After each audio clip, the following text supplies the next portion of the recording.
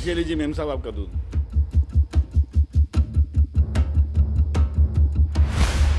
ओम नमः शिवाय, ओम नमः शिवाय। ये पकड़ अपना डोलू। आप खुश हैं? अरे मेम साहब ये क्या किया आपने? शिट यार, ये पिज्जा तो गिर गया। ये तो खराब हो गया होगा। 2 दिन से भूखा हूँ बाबा, कुछ तो दे दो। पापा, सुमन बेटा, अरे बेटा तू आ गई। शिट शिट शिट, फिर से टूट गई। अरे यार, तुमने ये चप्पल तोड़ दी। फेविक्विक साथ में लेके घूमना पड़ता है क्योंकि तुम तो मुझे नई चप्पल दिलाने वाले हो नहीं। ये लीजिए मेम साहब आपका दूध।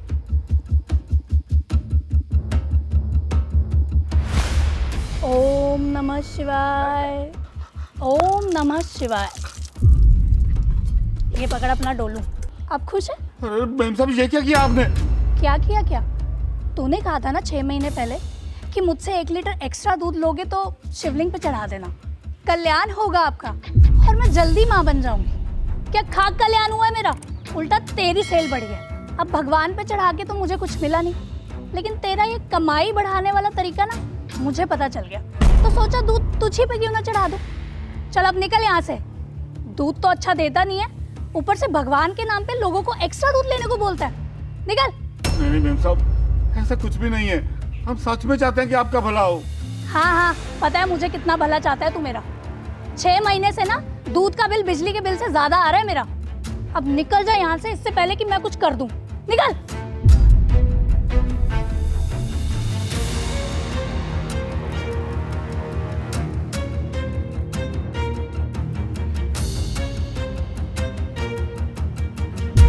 राजू, हो देखो तो जरा, दूध बेच के तेरा पेट नहीं भरा क्या, जो अब लोगों की गाड़ियां भी चुरा रहा है? अरे मेम साहब आप, और ये गाड़ी में चुरा नहीं रहा था, ये मेरी खुद की गाड़ी है। हो, समझ गई। तू अभी भी लोगों को बेवकूफ बनाता है ना, उनसे भगवान के नाम पे तो अभी भी पैसे ले रहा है ना। और लोग भी ना बेचारे कितने भोले होते हैं जो तेरी इन मीठी मीठी बातों में आ जाते हैं और अपनी जेब खाली कर बैठते हैं, लेकिन उनका होता कुछ नहीं है और तू यहाँ पे गाड़ियाँ लेता फिर रहा है। भगवान भी ना लगता है बेईमान लोगों का ही साथ देते हैं आजकल। अरे ऐसा नहीं है मेम साहब, भगवान कभी भी ना बेईमान लोगों का साथ नहीं देता। और मैं तो हमेशा ईमानदारी से अपना काम करता हूँ। मानता हूँ कि मैं लोगों से भगवान का नाम लेके अपनी सेल ज़्यादा करता हूँ, पर उससे मुझे कोई फ़ायदा नहीं होता क्योंकि मैं कभी दूध में पानी नहीं मिलाता और ना ही मुझे उससे कुछ मुनाफा होता है।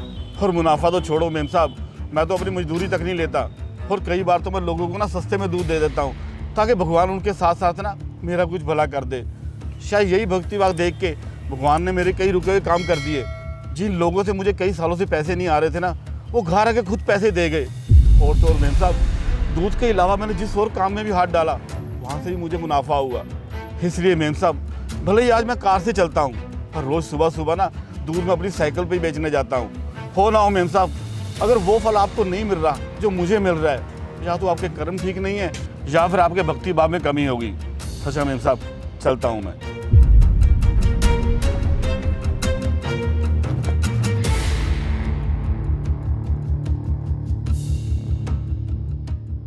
बस बस बेटा, बस पहुंचने वाले। हाँ, अरे मेम साहब, पहचाना? तुझे कैसे नहीं पहचानूंगी? मेरी गोद में आज ये बच्चा तेरी वजह से ही तो है। मेरी वजह से मतलब? मैं कुछ समझा नहीं मेम साहब। उस दिन जब तूने मुझे बताया ना कि शायद कमी मेरी ही भक्ति भाव में है, तो मुझे एहसास हुआ कि तू सही था। कमी ना तेरे दूध बेचने में थी और ना तेरे दूध में, कमी मेरी ही भक्ति भाव में थी।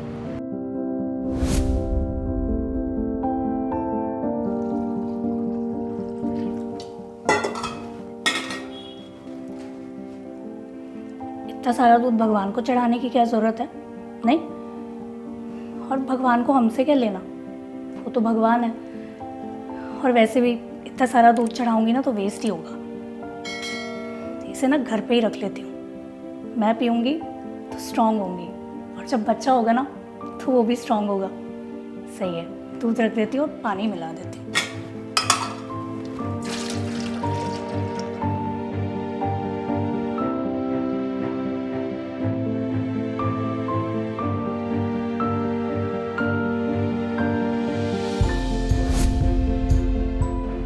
और बस उस दिन के बाद से मैंने पूरी श्रद्धा से शिवलिंग पर दूध चढ़ाया और दिल से भगवान की सेवा की।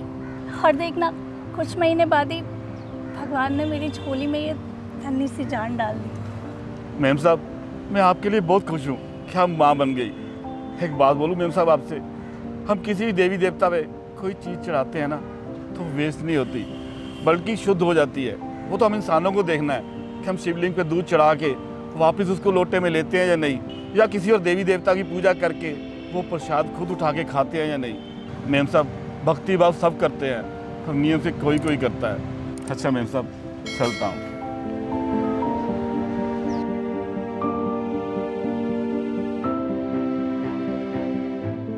दोस्तों, क्या सच में भगवान की सच्चे दिल से पूजा करने से सबकी मनोकामनाएं पूरी हो जाती हैं? कमेंट करके ज़रूर बताएं और वीडियो को लाइक शेयर ज़रूर करें। Thank you. शिट यार, ये पिज़्ज़ा तो गिर गया। ये तो खराब हो गया होगा।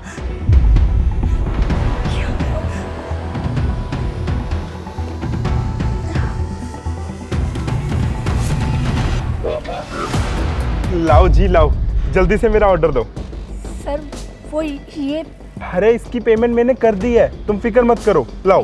नहीं सर, वो क्या ये वो लगा रखा है, दो ना जल्दी से, मुझे और भी बहुत से काम है। एक्चुअली सर वो ये ऑर्डर मेरा ही है। Now give it to me. Thank you. Sir.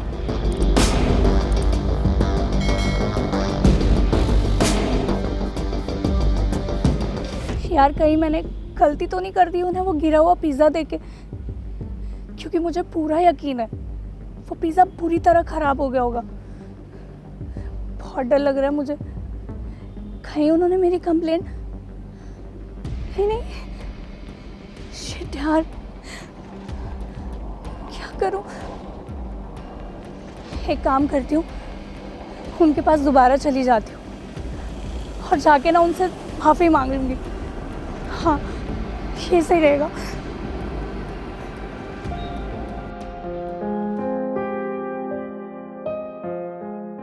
Sir, I am really sorry sir. Sir मुझसे बहुत बड़ी गलती होगी, मुझसे गलती से आपका पिज़्ज़ा गिर गया सर। सर आप ना ये पैसे रख लो और आपका जो भी नुकसान हुआ ना उसके लिए रख लो सर। मेरी प्लीज़ कंप्लेंट मत करना सर। अरे शांत हो जाओ प्लीज, शांत हो जाओ। आई नो, मैंने देख लिया था जब तुम्हारे हाथ से वो ऑर्डर गिर गया था।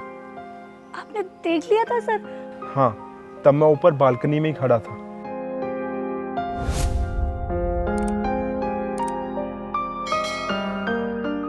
फाइनली मेरा पिज्जा आ ही गया। कितनी देर से भूख लगी थी, जल्दी से जाके ऑर्डर रिसीव कर लेता हूँ।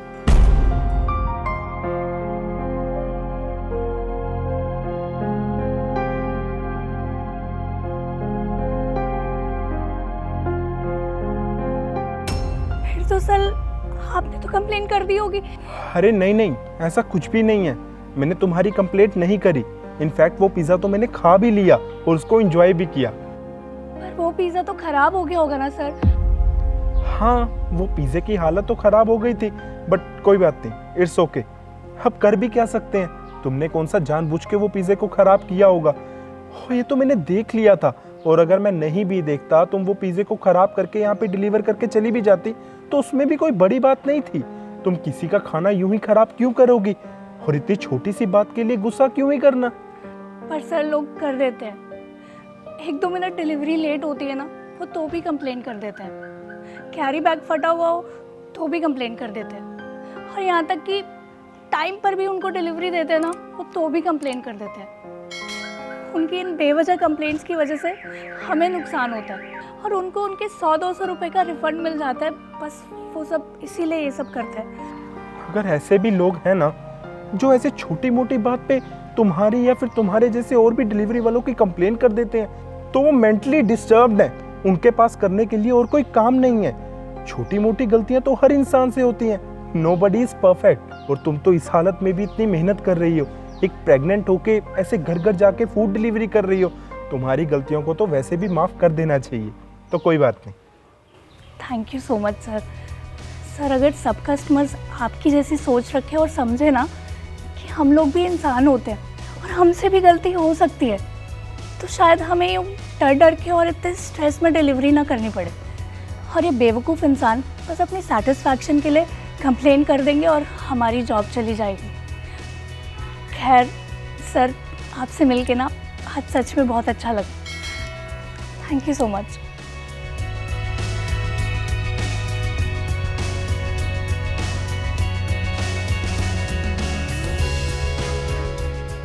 दोस्तों, गलतियां हर इंसान से होती हैं। क्या इंसान की एक छोटी सी गलती के लिए उसका रोजगार उससे छीन लेना सही बात है? कमेंट करके ज़रूर बताएं। अगर आपको ये वीडियो अच्छी लगी हो तो लाइक और शेयर करना ना भूलें। शुक्रिया। 2 दिन से भूखा हूँ बाबा, कुछ तो दे दो। पापा, सुमन बेटा, अरे बेटा तू आ गई। चल बेटा, हमें देर हो रही है, चल घर चल। माँ ध्यान से देखिए, ये मेरे पापा है, आपके पति।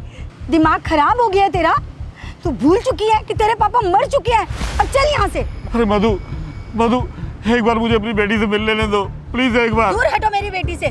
खबरदार जो उसे हाथ लगाया। तू इसका बाप कैसे हो सकता है? इसका बाप तो सालों पहले मर चुका है। और बेटा, तू कैसे इसे अपना बाप समझ सकती है? तू खुद अपने हाथों से रोज तो उनकी फोटो पे माला चढ़ाती है। पर माँ, ये जो मेरे सामने खड़े हैं वो दुनिया में एक ही शक्ल के बहुत सारे लोग होते हैं, समझी? जरूरी नहीं है कि वो तेरा बाप ही हो। पर माँ, ये आपका भी नाम जानते हैं और मेरा भी नाम जानते हैं। ये मेरे पापा ही हैं। हाँ बेटा, मैं ही तुम्हारा पापा हूँ, मैं ही पापा हूँ तुम्हारा। बेटा, मैं तेरे आगे हाथ जोड़ती हूँ, प्लीज चल यहाँ से। बस कीजिए माँ, मुझे झूठ बोलना बंद कीजिए।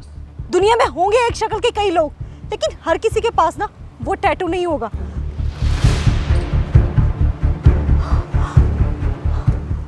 देखिए, ध्यान से देखिए। अरे अब तो सच बता दीजिए। अब तो बताइए कि आपने इतने सालों तक मुझसे ये सच्चाई क्यों छुपाई कि मेरे पापा जिंदा है? क्यों मुझसे इतने साल तक झूठ बोलती नहीं आप? और पापा, आप तो घर पे लौट के आ सकते थे ना वापस, आप क्यों नहीं आए? हाँ तो बेटा मैं घर पे आया था, पर तेरी माँ ने मुझे। तेरी माँ ने धक्के मारकर घर से बाहर निकाल दिया। जानना चाहती है क्यों? क्योंकि ये जहाँ से आया था ना। मधु, तुम जेल से कब? मेरी सजा पूरी हो गई थी ना, इसलिए घर वापस आ गया। खबरदार जो इस घर में घुसे तुम। चुपचाप जैसे आए हो वैसे ही चले जाओ। तुम्हारी इस घर में कोई जगह नहीं है, तुम मर चुके हो हमारे लिए। ये क्या बोल रही हो मधु? मैंने जो बोलना था बोल दिया। चुपचाप यहाँ से चले जाओ और दोबारा अपनी शक्ल कभी मत दिखाना। कम से कम हमारी बेटी को तो मुझसे एक बार मिला दो। हमारी नहीं, वो सिर्फ मेरी बेटी है। अगर उसे पता चला कि दारू के नशे में तुमने उसे बेचने की कोशिश की, तो बताओ क्या सोचेगी वो? अगर उसे पता चला कि तुम दारू और जुए के कारण किसी का कत्ल करके जेल की सजा काट के आए हो, तो क्या सोचेगी वो? मैं तुझे उससे मिलना तो दूर, तेरा साया भी उस तक नहीं पड़ने दूंगी। जा, चला जा यहाँ से, जा। मधु, कम से कम एक बार तो मुझे मेरी बेटी से मिला दो, प्लीज मिला दो, मैं हाथ जोड़ता हूँ। मैंने कहा ना, नहीं मिल सकता। जा यहाँ से।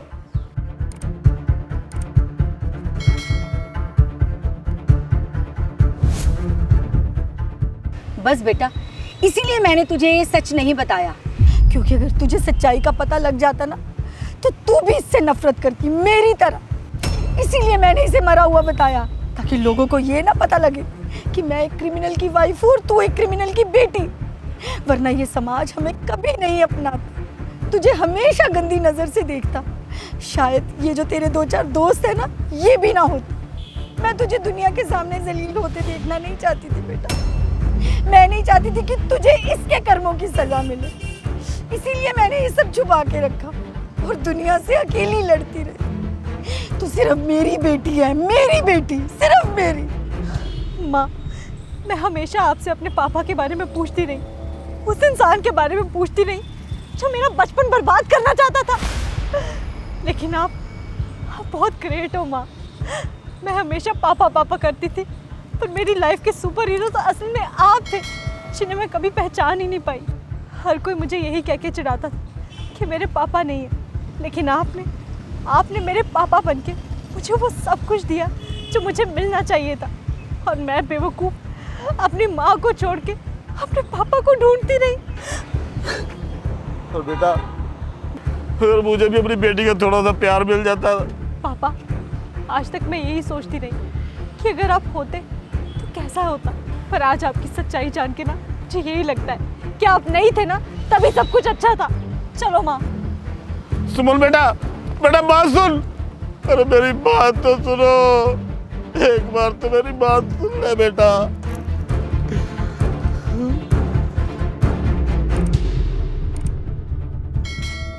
दोस्तों, एक माँ ने अपनी बेटी की ज़िंदगी बनाने के लिए जो अपने पति के साथ किया, क्या वो सही था? कमेंट में ज़रूर बताएं और इस वीडियो को लाइक और शेयर ज़रूर करें। Thank you. Shit shit shit, ये फिर से टूट गई। अरे यार, तुमने ये चप्पल तोड़ दी।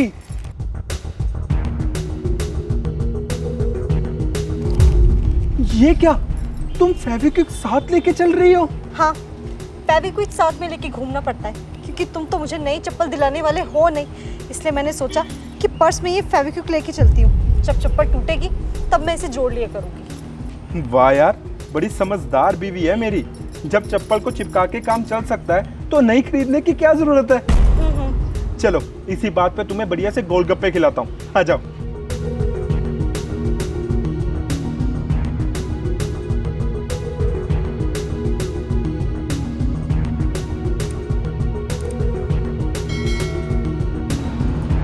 क्या हुआ भाई, ऐसे क्या देख रहे हैं? तेरी ये स्मार्ट वॉच और तेरा ये आईफोन, इतने महंगे जूते और तेरी ये ब्रांडेड शर्ट, तू ये सब क्यों पहन के आता भाई? क्यों पहन के आता हूँ का क्या मतलब होता है भाई? अरे यार, ऑफिस में 4 लोगों के साथ उठना बैठना होता है तो उनके साथ स्टेटस भी तो मैच करना पड़ता है। उन्हें भी तो पता लगे कि हम भी किसी से कम नहीं हैं। जेंटलमैन आदमी है हम भी। मुझे तो बहुत अच्छी है तेरी, पर मेरी माने तो तुझे मुझे कटवा देनी चाहिए। क्या? मुझे और क्या? और ये जो तू ऑफिस में सबके सामने अपना दिखावा करके अपनी नाक ऊंची करता है ना, ये भी कटवा देनी चाहिए तुझे। अबे तू क्या बकवास कर रहा है ये?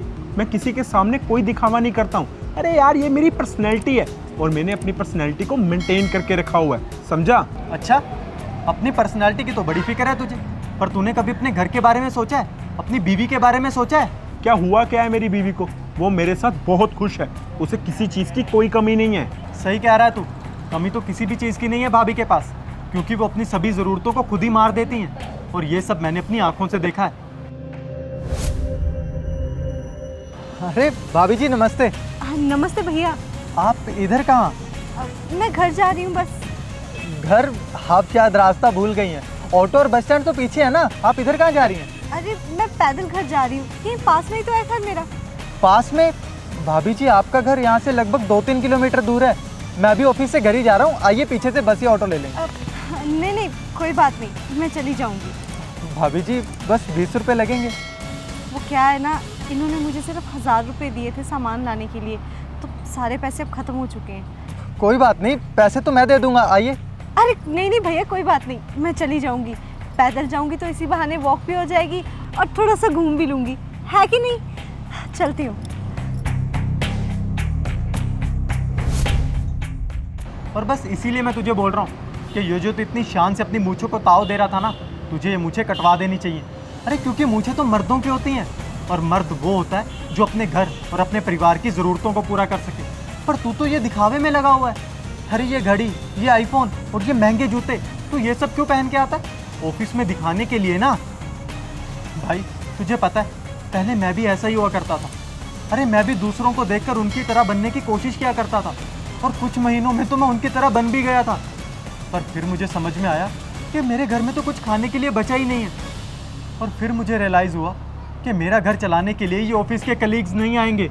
और भाई तुझे ना समझना होगा कि ये पैसे इन सब फालतू के दिखावों के लिए नहीं, अपने घर की ज़रूरतें पूरी करने के लिए होते हैं। इसलिए पहले अपनी और अपनी बीवी की ज़रूरतें पूरी कर और 4 लोगों में बैठने लायक तो खुद ब खुद बन जाएगा, समझा? सुन यार, मेरा ये फ़ोन बिकवा दे ताकि इनसे जो भी पैसे आए मैं उनसे एक सेकेंड हैंड स्कूटी लेके प्रीति को दे सकूं, ताकि उसे कहीं भी पैदल ना आना जाना पड़े और उसे मैं नई सैंडल और चप्पल भी दिलवा सकूं।